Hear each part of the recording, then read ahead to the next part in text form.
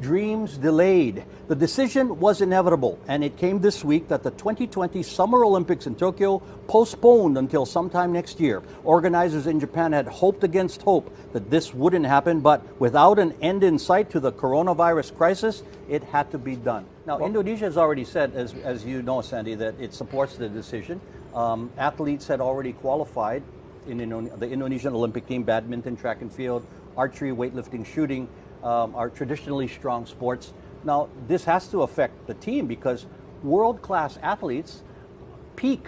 They train to peak, and they were peaking for the Summer Games, and now you got to delay it a year. It's hard. First of all, it's the right decision.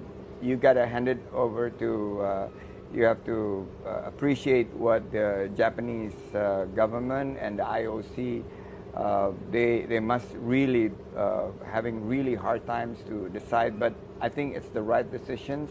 You put the health and safety of all, not only athletes but spectators, and putting in 2021. Yes, it's going to be a very busy because every single big events are going to be postponed to 2021. But I guess for athletes themselves, you're right. They're training to peak.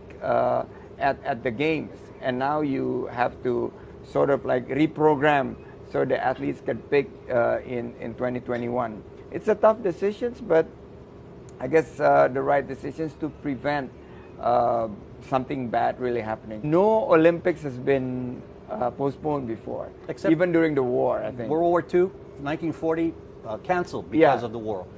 Cancelled, not postponed. Ironically, who was the country hosting? Japan. Japan. Yeah. Indonesia has submitted a bid. It's already in officially to the Summer Olympics 2032. So we got to kind of take notes of what's happening and expect the unexpected. You got to factor in everything. No one thought this would ever happen. We've gone through the 2018, and I was at the City Hall that time. I was sitting with Eric Thohir, who was chairman of the game, and we were thinking about Black Swan event.